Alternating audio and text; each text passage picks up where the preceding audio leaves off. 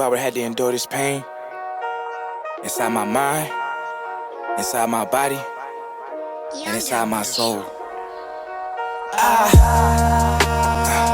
Yeah, never knew. Yeah, I never knew. I never knew. I'm gonna talk about how Chameleon and Shaquille became the Daddies. 2 for 1. So Chamelle's into music. Chamele played in a band. He played the tuba. He went to college. He played the tuba. He's all HBCU, and it's crazy how he would always push Naya to dance more. Naya, do it like this. Naya, you got to do it like that. Like he was her coach. And number 2, because he didn't get that, and I'm gonna start calling them by their names in a minute, okay? Shaq, they're great. Because he didn't play football like Isaiah did. I felt that Shaquille didn't grow up for a long time trying to be like a big brother to Isaiah. It took you a long time to grow up. You were kind of like neck and neck with Isaiah. Like you wanted to be there for him all the time. I think that it kind of stopped you at that moment in your life from growing up and moving on, because you wanted to give your brother what you didn't have. I'm talking about we in the front yard. Man, y'all don't know, We in man. the front yard with pads on. This Y'all, man I'm out getting- here I used to be in the tearing- house. I'm getting him. I'm This getting man out here tearing me up. I used crying. to because it was like, not having that support system and what you do it could be tough. That's why, now that I have a son, it's vital for You me spilled to the beans. for me to be there. I'm sorry. It's a all lot right. of people know, but I had to give him that fatherly guidance, even though I Right. wasn't his father, and push him. And I always told him, I said, Zay, you're gonna make it. And but you know what I realized, by you pushing him and being his father figure, it made you angry. You was an angry teenager. Like you was putting holes in the wall, and you were mad. You were angry at the I world. was mad. And Chamele just took on the father role. Like he just was an angry teenager. Like Honcho right there. Chamele did not play no games. Scared of him. I was scared to go past I wasn't angry. I was hurt. I was very hurt and I felt very dark. That brings anger too. Yeah, I was gonna say anger come out of her. That stems out of it. Yeah, Chamele he wouldn't open up to anybody. He kind of was like, No, because once he left, like my heart was shattered. So I didn't want to let anybody else in. I don't want to get to know anybody. I don't care. I just felt like nobody never understood me. It was like, oh, that's just Chamele, No, Chamele is crying every night. Chamele is in his room, pillow over his face, just like, Lord, just kill me. Why I got to be the oldest? But I know I can't let them see me cry, because then I'll look weak. Exactly. So I had to hold in so much Wow. tears, so much. That's why I'm just sitting here, because sometimes I just don't want to talk about it, because I don't want to, peel that wound back and read that book. But I know. yeah, well, we're here to definitely pull that wound back, and to let other families out there know that there's healing. There's healing. It takes time. It takes a lot of time, and it takes forgiveness. It definitely takes forgiveness. You have to forgive, and back to Naya, Isaiah, and Ayanna. So Isaiah was a daddy's boy. What people don't know, it's crazy, because Isaiah got put out of pre-K because he never went to school. Literally, I'll be like, "Where's Isaiah?" I'm fishing. Isaiah was fishing. I'm fishing with my dad. And it's crazy because even though Isaiah was the coolest when his dad left, and prior to him, before he left, Isaiah spoke to no one that did not live in the house. Isaiah did not talk. That is facts. If you didn't live in the house, or you wasn't a close family member, meaning my sister, my cousin, not my cousins, y'all cousins, he didn't talk. He wasn't much of a talker. And I never really knew if Isaiah felt any hurt or pain from all of this because he didn't really say much. He was just cool. He was just cool. One thing I knew about Naya is that Naya was a girl, and no matter what her dad did or said, that was her dad. And we just left it that way. Yeah. We left it that way because that's her dad. But let's get to Ayanna. We have Ayanna. Ayanna was the joy in our eyes because it was something new for us, something fun. We got to watch her grow. We got to watch her do so many things. She was so cute to us. Like, she really put the light on our lives at that moment. And it's crazy because I knew that when she was born that it was a reason, and God needed her to heal us. She really was our healing. Her name is Ayanna Deja Angel Thomas. My sister. Yeah, but she got the name Angel because I remember looking at her one night and I'm sitting there crying because I'm still trying to figure out how the hell am I going to do this? And she just looked up and she started smiling. She was asleep. She just kept smiling. And I was like, she's such an angel. And I said, I'm going to give her the name Angel. This is going to be my angel.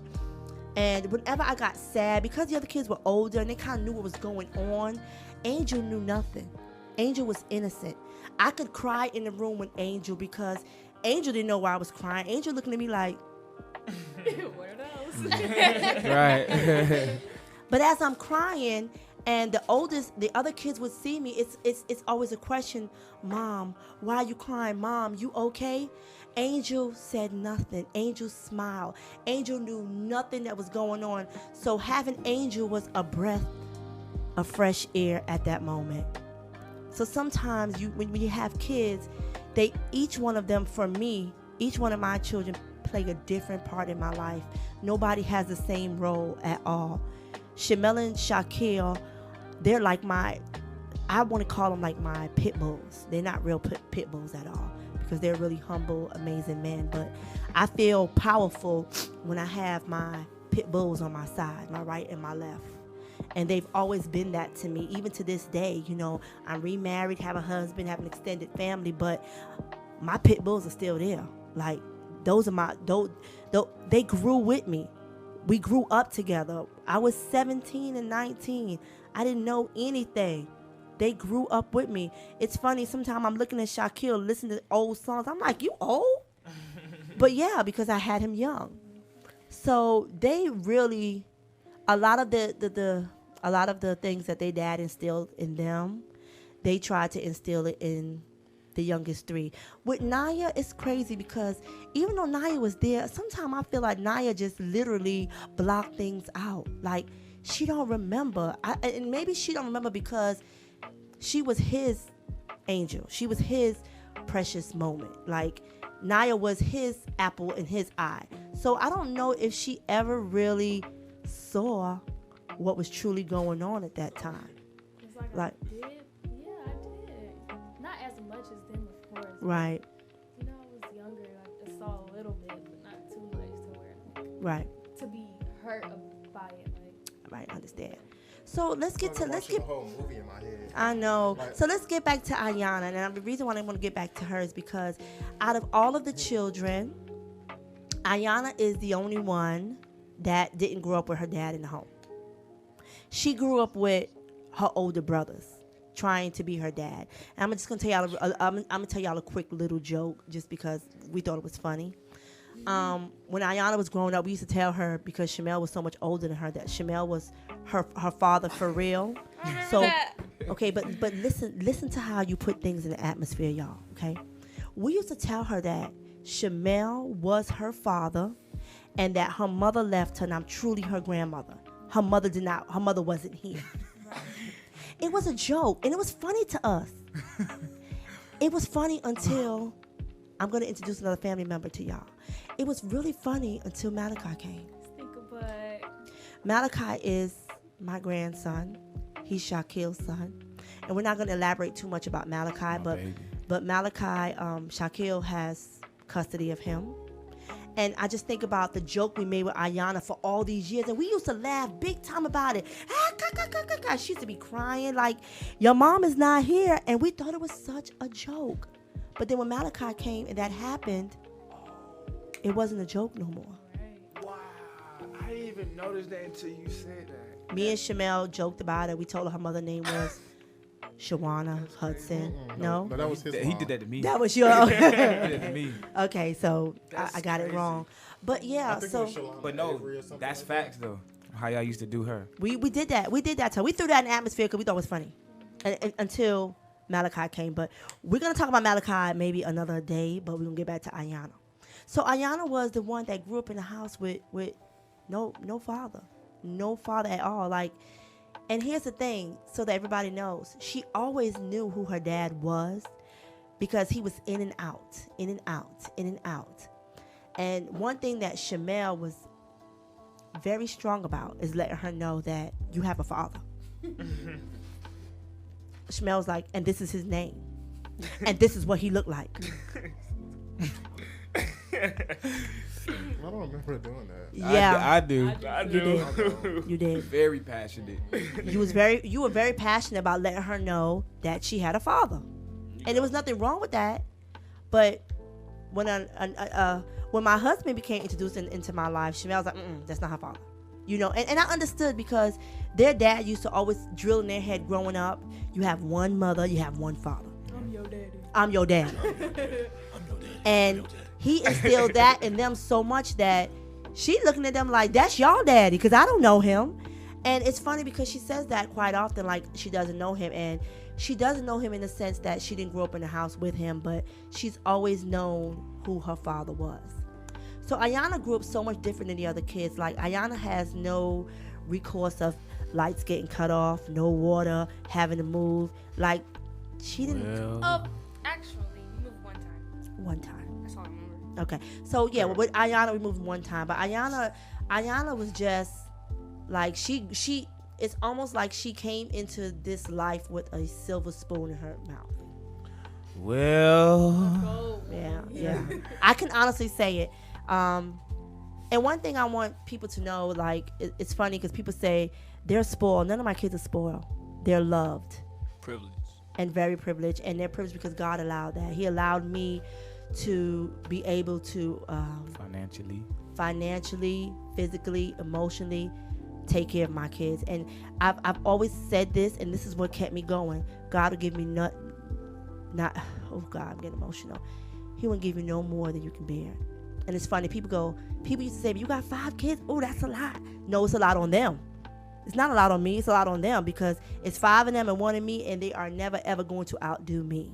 Like I let my kids know I am the head. Head honcho. I am the head. Big dog. They didn't run over me. I thank God I can say this, and I can say it and know it. I have not been to the courthouse for any of my children. I haven't had, some of the things that other mothers go through, I didn't go through. And I am grateful for that. I'm grateful. I'm not saying I'm the best parent, I'm not the best, but I think I did pretty good. I think I did good. And so here is where my Fabulous 5 was born, because after all that we've been through, I realized, girl, you got 5 fabulous children. You're blessed. Period. Pooh. You're blessed. So here we are today with my Fabulous 5. And we got, oh my gosh.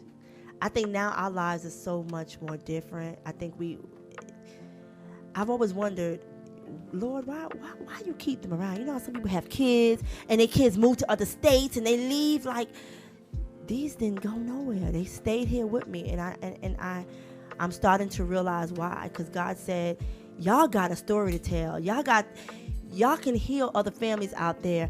And if you want to know the story, like, do we have a relationship with their dad? Yeah. We all talk to him.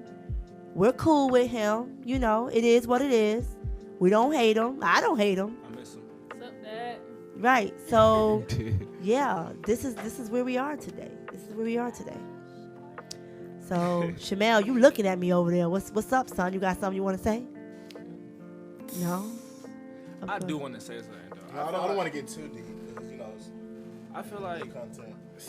You can get deep. We can always go back and... you said, like, we grew up. I feel like I ain't really grew up with him. I feel like I have You didn't. very slight memories. That is true. I think with you, what happened was he was in and out a lot. He would come into town, leave out. I want to see my kids come into town. So I think you really got that part of him. You got the in and out, the in and out, the in and out. The inconsistent. You got the inconsistency to remember. I did 21 days. Yeah, 21 days. 21 days. At that point, I wanted him to stop coming around. So I was like, how are you going to keep, coming in and out whenever you get ready? And then it was just like, don't say you want to be their dad and you're not here because you're gonna hurt them again. That's why I was like, stop making them promises you're not going to keep. Oh, I'm coming out here. I'm going to buy y'all all this. Like, he finna do that. He lying to him. And that what pissed me off. Yeah, Chameleon used to be very upset. Because you kept lying. You kept saying, I'm going to do this. I'm going to do that. I kind of felt like, why? And I was overprotective. So why you keep lying to them? Stop lying to them. Because it's not going to happen. I don't even want to. I'm sorry. I just want you to be here, bro. You don't even got to tell me you got to buy me some shoes. You going to take me out. No. Just but it's crazy because I think that absent parents do that. They want to buy their children back. Well, I'll buy you this. I'll buy you that. And it's crazy because he would say, I'm going to buy him stuff. And I'll say, they don't want your money. Because whatever you're about to buy them, I already bought them. Period. They want you. They want your time. Exactly. They want your love. And I don't think that he really understood that at that moment. I think maybe now that y'all are older, that he understands that y'all want him. Yeah. Y'all want the physical body, the physical being. Y'all don't want his money because not to be conceited or vain, y'all never wanted for anything physically. Only thing y'all wanted emotionally was his love. So he could never say, well, I didn't come around my kids, can't have no money to buy no shoes. Because if you told him you was going to buy him something, you didn't buy him, I bought it. I did that. And sometimes I overcompensated y'all because I felt like y'all didn't get that love from your father. So, yeah, Chameleon needed a car for high school. Yep, I'm going to buy your car. Shaquille needed a car. Yep, I'm going to buy your car. But after that moment, I stopped. I was like, no, I'm not buying no more cars. Yeah, and I bought what kind of car did I buy you, Shaquille? A BMW. I bought him a BMW. Oh, I do remember her. I miss my Beamer. Psych. Yeah, I bought him a BMW. I mean, you did have a car for me. I did, yeah, but we won't go there. So yeah, I just kind of whatever they want. Overcompensation. Let's talk about Chamel graduation. That was overcompensation. Chamel wanted to get a limo with his friends for prom. I said, Chamel, I'll put down the money and, all y'all can pay. It was supposed to be about maybe 7, 8. The day before or something crazy, everybody pulls out. Chamel. This is the thing. They wanted to eat before prom and after. I was like, why are we going to eat before prom and then eat during prom and then eat after prom? And I don't know, all white took suit. I'm like, no, I'm not doing that. So they was like, well, we just not gonna ride with you no more. I'm like, okay, that's fine. It was fun. See, I was like, that's fine. It was fine to him because he knew his mother was gonna take care of it. Not because of that. Because I would have just went regular, but regular. Yeah. So after these 7 friends pulled out, that limo ride for him and his date cost me over $700 and something. Then he got a Letterman coat. Then he got a ring. Like everything a senior was supposed to get, he got. He got. This senior didn't even get a prom. Yeah, I'm sorry. So that was part of that. That's another story. Yeah, that is. Right. And that was just part of my overcompensation because I never wanted them to say, well, I didn't have because my father was around. And I used to always tell my kids, y'all get as much as a 2-family household. Like, y'all get what y'all want.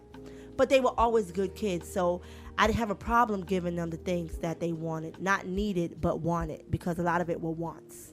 Hey guys, it's Chapter 4, a.k.a. Isaiah, best known as 280. We got some great content coming to you guys real soon. We are now on Apple Music, iHeartRadio, and Spotify. Make sure you guys like, comment, subscribe, and turn those post notifications on so you're notified every time we post. We appreciate y'all love and support. Stay tuned in for next week's podcast and Chapter 4 out.